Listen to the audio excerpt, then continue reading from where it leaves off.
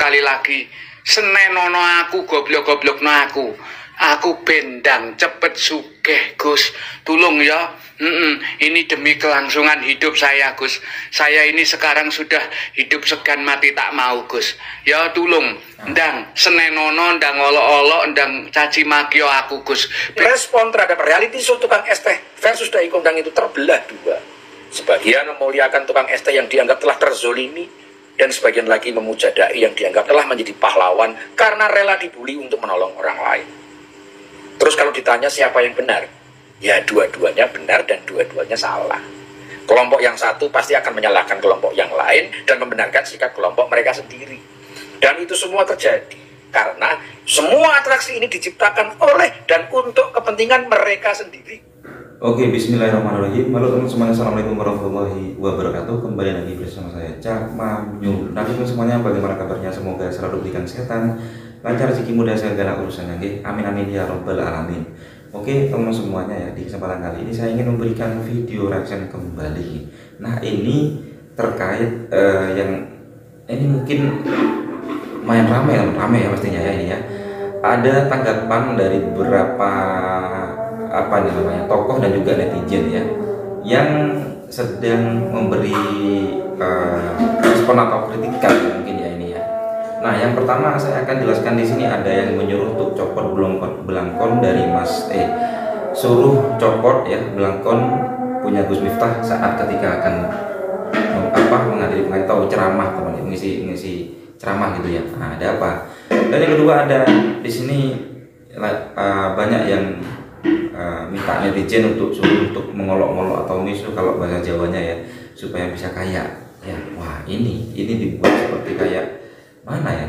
Dan yang terakhir ada salah satu, mungkin ini orang vital tokoh ya, memberikan pernyataan atau respon terkait reality show yang terjadi antara dai dan juga penjual es teh. Seperti apa tanggapan dan juga penjelasannya, ini dia teman videonya. Saya Ki Demang dari Kampung Budaya Polowijen, Kota Malang.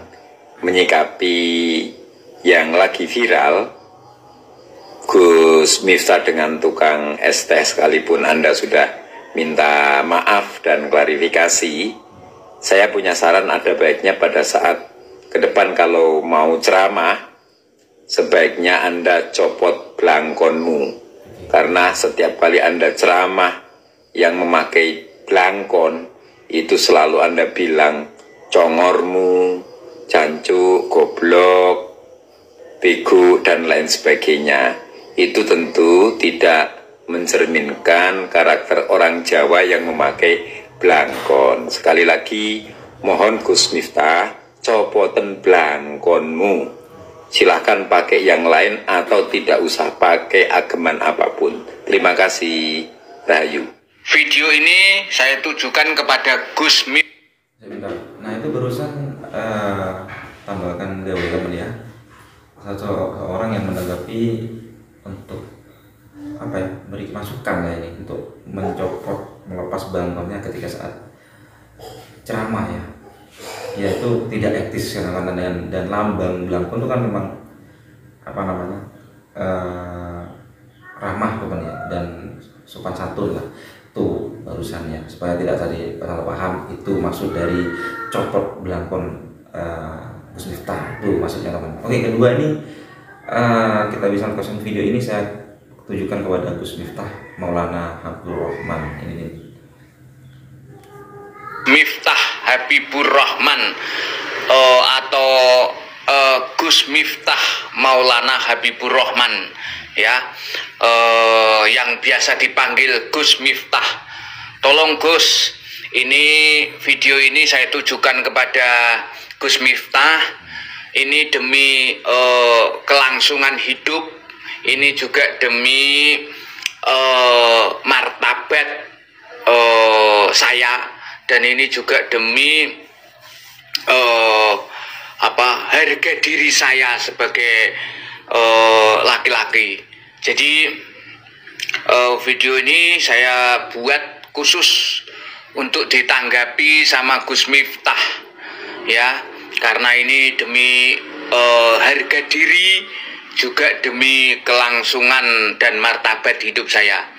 Jadi yang pertama-tama saya mengucapkan salam Assalamualaikum warahmatullahi wabarakatuh kepada Gus Miftah yang terhormat, yang notabene sebagai pendakwah atau sebagai kiai atau Gus. Ini saya mau berbicara masalah tentang kelangsungan hidup, ya, kelangsungan hidup saya, harga diri saya, dan martabat juga marwah saya sebagai laki-laki. Jadi video ini saya tujukan kepada Gus Miftah secara nyata. Semoga Gus Miftah menanggapi. Gus Miftah itu semoga menanggapi video saya ini dengan seterang-terangnya, sejelas-jelasnya, ya. Terutama menyangkut kelangsungan hidup saya, Gus, ya.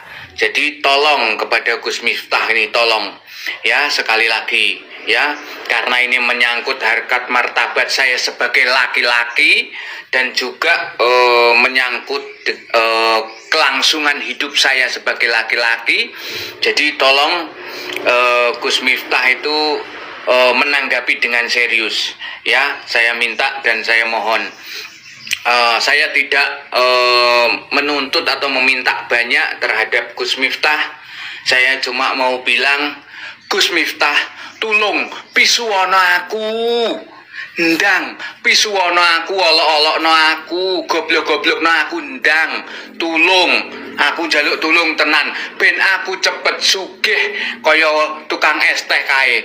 Aku njaluk tulung, Gus, tenan, ini demi kelangsungan martabat saya, demi kelangsungan harga diri saya sebagai laki-laki. Aku wis moh dinyek kere terus, dipandang kere terus karo wong wedok. Tulung, Gus, aku jaluk tulung. Saya mohon kepada Gus Miftah, tulung pisuwono aku, tulung goblok-goblokno aku, Gus, tulung tenan, tulung senenono aku. Aku jaluk tulung tenan, pokoknya caci maki aku, Gus. Ya Gus, aku yo kepengin sugih, Gus.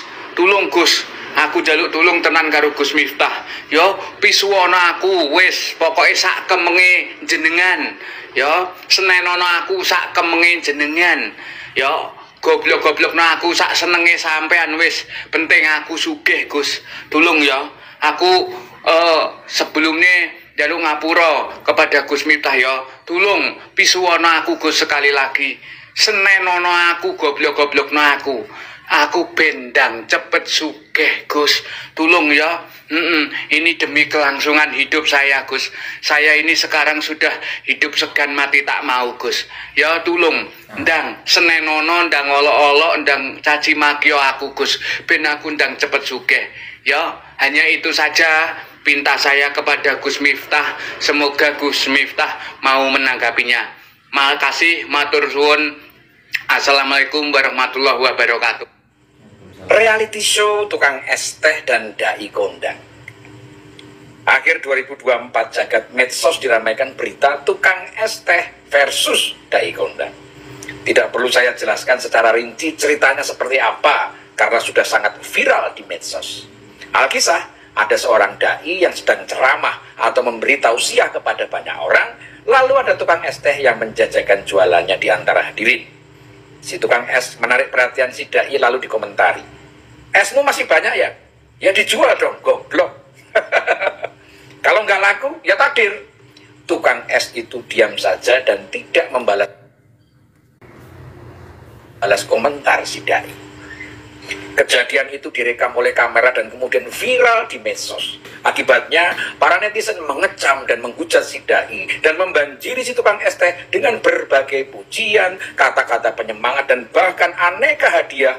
Dari mulai uang tunai ratusan juta, motor, gerobak untuk jualan, beasiswa, fasilitas umroh gratis, dan bahkan katanya mau dihajikan. Dalam hitungan jam, si tukang es ini yang tadinya hidup susah mendadak jadi berkelimpahan. Semua hanya karena satu alasan, digoblok-goblokin dai dan diam. Di sisi lain, dai juga mengalami perubahan yang tadinya disegani jadi panen hujatan dan caci maki. Lalu banyak orang yang merasa beriman melabeli peristiwa itu sebagai takdir dan kuasa Tuhan. Sebenarnya kalau kita cermati dengan seksama, fenomena tukang es teh dan dai ini bukan baru pertama. Dalam bentuk yang berbeda, fenomena seperti ini sudah berulang kali terjadi. Dulu zaman sebelum ada medsos, ada Ponari, anak kecil yang dianggap sakti. Lalu ada Vicky Prasetyo, orang yang terkenal karena bodohnya dan jadi selebriti, bahkan kemarin ikut nyalon di pilkada. Yang sebelum ini juga ada Agus, manajer kafe yang disiram air keras dan kebanjiran donasi miliaran, tapi malah jadi blunder. Intinya, masyarakat kita ini memang doyan reality show. Ketika sinetron atau drama Korea sudah habis dilahap, reality show yang penuh kejutan menjadi bahan hiburan yang sangat menarik.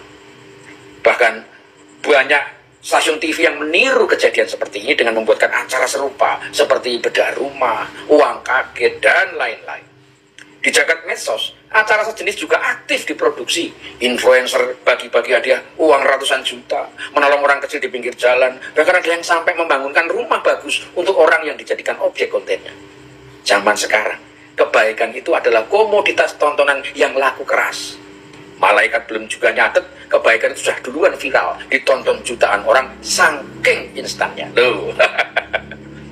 Ya, saya menyebut fenomena tukang es teh ini sebagai reality show. Sebuah pertunjukan atau entertainment yang berbasis realitas. Reality show seperti ini tidak akan terjadi kalau peristiwanya tidak diangkat ke media dan menjadi viral. Dan kita semua tahu, sekarang ini peradaban kita memiliki teknologi yang sangat memudahkan, yaitu smartphone dan internet. Satu peristiwa yang sangat kecil bisa menjadi besar dan menyebar dengan cepat dan masif dengan dua instrumen itu. Saya tidak tertarik untuk menghakimi siapa yang salah dan siapa yang benar.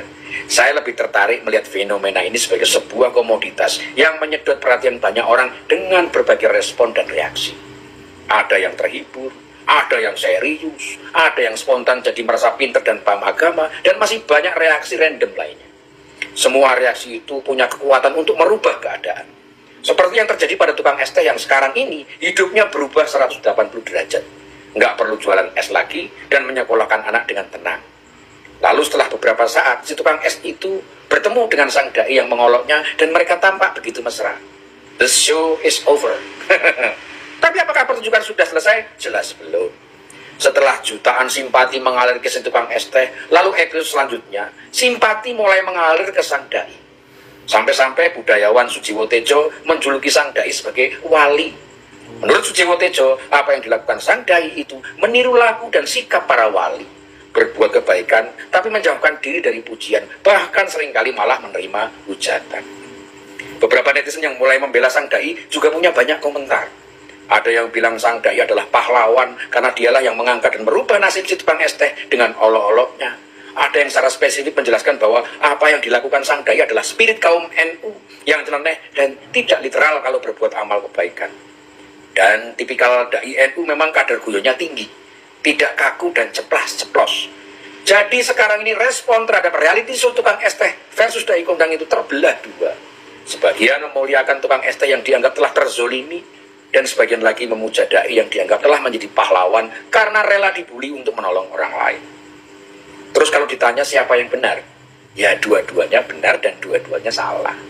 Kelompok yang satu pasti akan menyalahkan kelompok yang lain dan membenarkan sikap kelompok mereka sendiri. Dan itu semua terjadi karena semua atraksi ini diciptakan oleh dan untuk kepentingan mereka sendiri.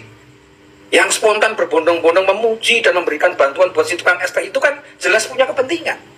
Influencer dan konten kreator jelas punya kepentingan supaya kontennya tambah moncer. Coba perhatikan, rata-rata yang membantu itu pasti menayangkan aksinya pada konten mereka. Bahkan ada yang belum ngasih, udah konten duluan dengan mengatakan akan memberikan hadiah. Buat yang merasa dirinya tokoh, kejadian ini pasti mengatrol citra mereka. Coba kalau terjadi sebelum pilkada, pasti rame cagup yang datang menyumbang. Buat yang lagi senang-senangnya belajar agama, memuliakan seorang tukang es teh yang terzolimi, bisa menjadi amal ibadah yang keren dan bisa dipamerkan di medsos. Tapi lain ceritanya, kalau si tukang es teh itu menolak semua bantuan dan pujian dengan satu kalimat sederhana. Tidak apa-apa, Ini memang sudah jadi ikhtiar saya. Lalu dia kembali berjuang demi hidupnya dan membiarkan Tuhan sendiri yang memuliakannya di surga nanti. Tapi siapa yang bisa menolak kemuliaan dunia? Saya rasa sekarang ini nyaris tidak ada orang yang bisa menolak materi seperti yang diterima si penjual es teh itu. Karena ada pepatah, rezeki tidak boleh ditolak. Cuma masalahnya adalah sekarang ini memang semakin sulit membedakan mana rezeki dan mana ujian. Banyak yang tidak paham bahwa pujian dan kemewahan itu adalah ujian. Karena bagi mereka yang paham, pujian dan kemewahan yang sebenarnya hanyalah datang dari Tuhan ketika kita memenangkan hidup dengan mengendalikan diri dari godaan dan lurus menjalankan semua aturan alam semesta. Jadi apakah tukang es teh itu salah menerima semua bantuan dan pujian akibat diolok-olok seorang dai? Itu urusan tukang es teh dengan Tuhan sendiri. Sebagai manusia biasa, saya tidak punya kapasitas untuk menilai.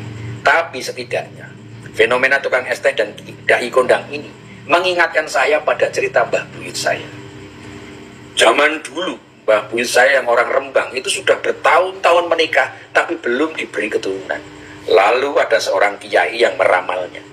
Kamu akan diberi momongan setelah kamu dimarahi oleh Kanjeng Bupati. Mbah Buyut saya bingung mendengar ramalan itu. Dia tidak tahu bagaimana rumusannya. Bisa punya anak kok setelah dimarahi Bupati. Tapi beberapa waktu kemudian secara tidak sengaja Mbah Buyut saya dapat pekerjaan di kabupaten untuk mengecat dinding tembok bangunan di lingkungan kabupaten. Pada suatu siang Mbah Buyut saya sedang mengecat bagian atas dinding dengan menggunakan tangga. Tidak tahu Kanjeng Bupati lewat di bawahnya. Catnya nyiprat dan mengenai Kanjeng Bupati. Kanjeng Bupati marah dan segera menyuruh Mbah Buyut saya turun. Kanjeng Bupati habis-habisan memarahi Mbah Buyut saya. Dan saat itu Mbah Buyut saya langsung ingat ramalan sang kiai. Dia cuma diam dan malah terlihat bahagia didamprat sama Kanjeng Bupati. Sampai-sampai bupatinya heran. Kenapa kamu saya marahi kok malah senyum-senyum senang? Dengan lirih Mbah Buyut saya menjawab setelah mencium tangan Kanjeng Bupati. Matur sembah nuwun Kanjeng Bupati, setelah ini saya akan punya momongan. Dan benar saja, setahun kemudian lahir anak pertama Mbah Buyut saya dan beliau membawanya sowan ke rumah Kanjeng Bupati untuk mengucapkan terima kasih.